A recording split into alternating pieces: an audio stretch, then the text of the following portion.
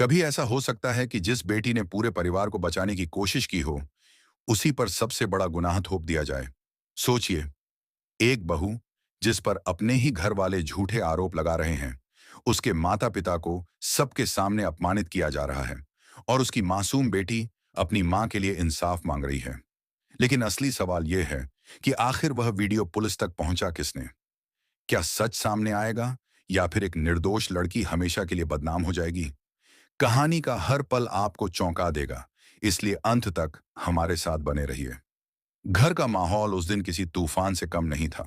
जैसे ही रिमी के माता पिता घर के अंदर पहुंचे, सामने से मंजू गुस्से से तमतमाती हुई उनकी ओर बढ़ी और ऊंची आवाज में बोली, आ गए आप लोग? बिल्कुल सही समय पर आए हैं। जरा अपनी बेटी की हरकतें भी देख लीजिए। देखिए कैसे अपनी सास से बदतमीजी कर रही है। इसे जरा भी शर्म नहीं आती। यही संस्कार दिए हैं आपने इसे। मंजू की आवाज इतनी तेज थी कि घर का हर सदस्य वहीं आकर खड़ा हो गया। रिमी के माता पिता कुछ समझ ही नहीं पाए कि आखिर अचानक ऐसा क्या हो गया। वे हैरानी से कभी मंजू की ओर देखते तो कभी अपनी बेटी की ओर। उनके चेहरे पर चिंता साफ दिखाई दे रही थी। उन्हें अंदाजा भी नहीं था कि आज उनकी बेटी पर इतना बड़ा इल्जाम लगाया जाएगा। मंजू बिना रुके लगातार बोलती जा रही थी।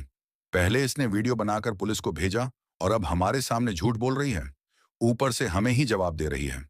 क्या यही तहजीब सिखाई है आपने? आपकी बेटी ने पूरे परिवार की इज्जत मिट्टी में मिला दी। हर शब्द के साथ मंजू का गुस्सा और बढ़ता जा रहा था। दूसरी तरफ रिमी की आंखों में आंसू भर आए थे।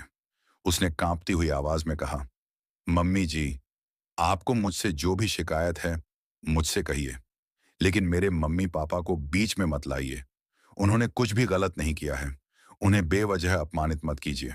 रिमी की बात पूरी भी नहीं हुई थी कि मंजू ने उसे बीच में ही रोक दिया।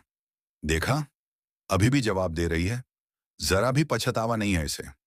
रिमी के पिता अपनी बेटी को देखकर समझ गए कि वह अंदर से पूरी तरह टूट चुकी है। उन्होंने शांत रहने की कोशिश करते हुए पूछा, बेटा, आखिर बात क्या है? लेकिन इससे पहले कि रिमी कुछ कह पाती, उसकी मां ने गुस्से में उसे डांट दिया। चुप हो जा रिमी, यह कोई तरीका है अपनी सास से बात करने का? अगर आज लोग कह रहे हैं कि तूने गलत किया है, तो कुछ सोचकर ही कह रहे होंगे। कल पूरा समाज हमारी परवरिश पर सवाल उठाएगा। गलती की है तो मान भी ले।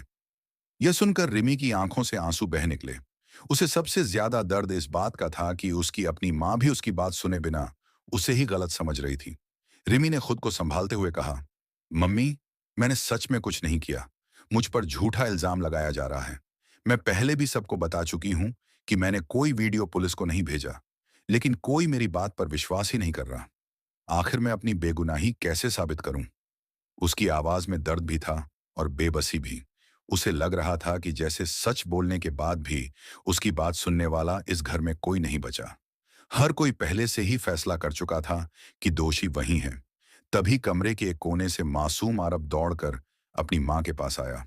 उसने अपनी छोटी सी आवाज में कहा, नानी, मम्मा सही कह रही हैं। दादी मम्मा के बारे में गलत बोल रही हैं।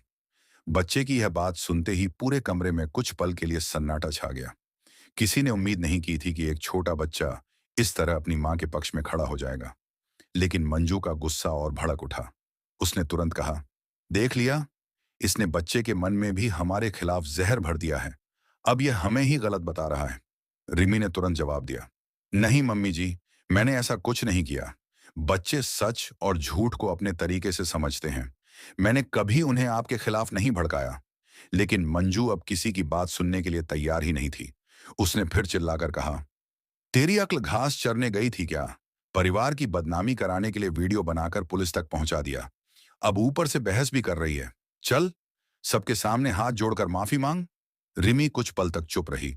उसकी आंखों में अपमान, गुस्सा और बेबसी एक साथ दिखाई दे रहे थे। उसने चारों तरफ देखा। हर चेहरा उसे शक की नजर से देख रहा था। उसे लग रहा था जैसे बिना किसी सबूत के उसे अपराधी घोषित कर दिया गया हो। तभी वहां मौजूद कृष्णा आगे आया। उसने दृढ़ आवाज में कहा, बस, बहुत हो गया। रिमी आखिर माफी क्यों मांगे? किस बात की माफी? जब नायरा के मामले में उसने पहले ही माफी मांगी थी, तब क्या हुआ था? क्या किसी ने उसकी बात समझने की कोशिश की? नहीं, उल्टा हर बार उसी पर नया इल्जाम लगा दिया गया। अब फिर वही गलती क्यों दोहराई जा रही है? कृष्णा की बात सुनकर कुछ पल के लिए सभी लोग चुप हो गए। लेकिन मंजू के चेहरे पर साफ दिखाई दे रहा था कि वह अभी भी अपने फैसले पर अड़ी हुई है।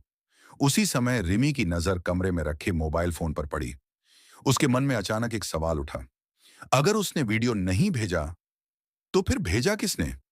क्या घर में कोई ऐसा है जो जानबूझकर उसे फंसाना चाहता है, या फिर इस पूरे खेल के पीछे कोई ऐसा चेहरा छिपा है जिस पर आज तक किसी ने शक भी नहीं किया?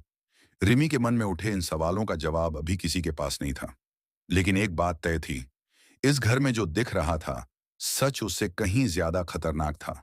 और आने वाले कुछ ही पलों में ऐसा खुलासा होने वाला था जो पूरे परिवार की नींव तक हिला देगा।